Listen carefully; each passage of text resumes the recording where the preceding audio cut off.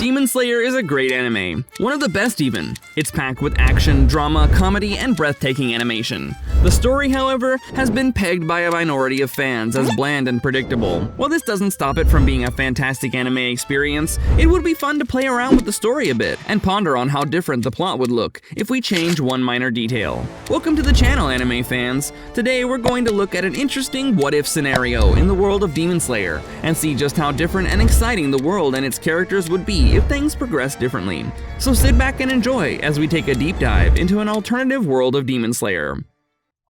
We all know the story of Demon Slayer. Tanjiro, a young man trying to take care of his family, heads to the nearest village to sell charcoal. While he's away, Muzan, a powerful demon, wipes out his family and leaves no one but his sister alive. He returns home, and even from a great distance, he smells a scent of blood in the air and starts running home, fearing the worst. When he finally reaches his house, he's confronted with the horrifying scene of his family brutally slaughtered, with only Nezuko still warm among them. He takes her on his back and runs out into the cold, snowing wilderness, desperate for a way to save his sister. That's how the storyline as we know it starts. But what happens if we change something vital to the story?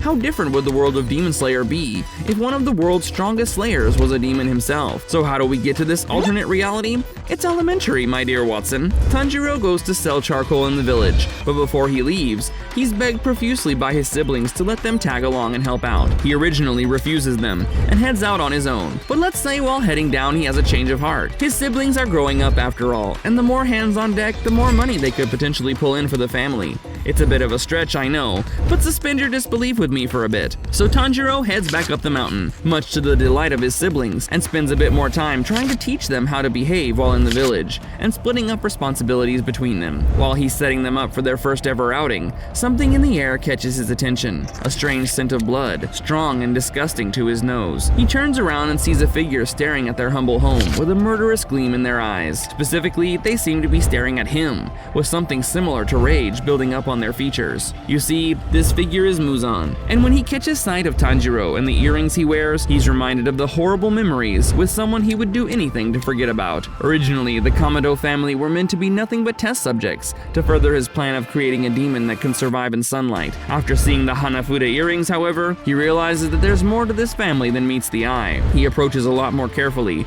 worried that Tanjiro might be a demon slayer who possesses the only technique he's weak against. But this theory is shattered when he sees Tanjiro looking scared just like the rest of his family. This makes Muzan calm down and progress with his plan to inject the Kamado family with his blood, heavily injuring Nezuko and Tanjiro. He's especially excited when he looks over the unconscious siblings. Who else would be the perfect test subject for his goal than people potentially powerful enough to learn the sun-breathing technique? So he injects his blood in not just Nezuko, but Tanjiro as well, forever changing the course of the Demon Slayer story. Hours later, Tanjiro regains consciousness. He checks his body, and though his clothes are torn up, he finds no injuries on his body and feels no pain. But there's an uncomfortable feeling in the back of his head, like a headache, but different. He finds his sister curled up beside him in the same state. He follows the scent of blood and finds his family indoors laying in pools of their own blood, just like in the series. It's a horrific sight, but as he mourns them, he senses that feeling growing more and more, almost overwhelming his other senses. Tanjiro pushes away his thoughts and rushes outside to the still unconscious Nezuko. She's still warm and still breathing. He can save her. She looks alright, but he can't be sure. So he puts her on his back and runs into the cold forest, desperate to save his sister. With his grief, he doesn't notice that the freezing cold barely affects him, or the amount of energy he has despite just waking up from unconsciousness. As he runs through the snow,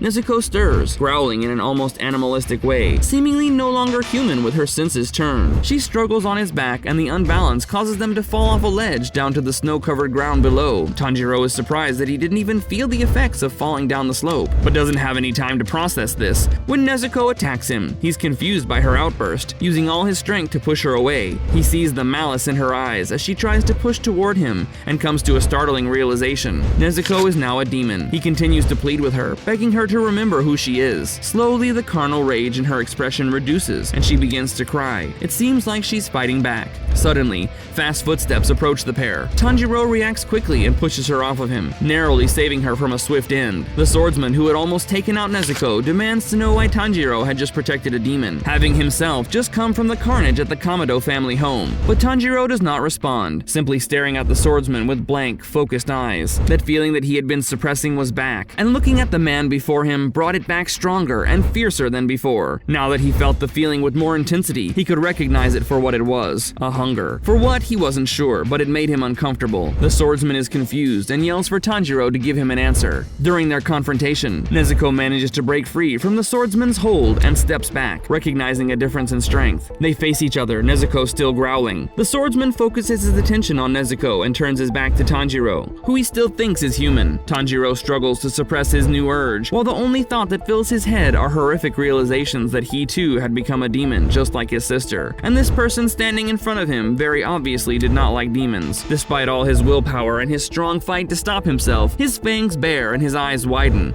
as he rushes toward the man before him, trying to fight back his sister. Nezuko at the same time lunges at the man, charging up to him, and for a brief second, he sees the man's eyes widen in shock, seeing the two demon siblings rushing at him from both sides. He changes his stance, his shock quickly changing to focus, and in that moment, a little bit of Tanjiro's clarity comes back. As the man waited for impact, the shock came back when Tanjiro rushed past him and instead tackled his sister to the ground, holding her down with his newfound demon strength. The man stands there in shock as the two grapple on the ground, and Tanjiro screams for her to calm down and stop. The man, still shocked, demands to know what kind of demon Tanjiro is and why he was trying to protect him. Tanjiro begs him to understand. They didn't want this. They weren't the bad guys. There was someone else who slaughtered their families and did this horrible thing to them. He was shocked, but still holds his sword close, waiting for a trick or a stab in the back. Still, he walked toward them cautiously and loomed over the siblings. Tanjiro was still holding down his flailing sister, looking up at the armed man in fear of what would happen next.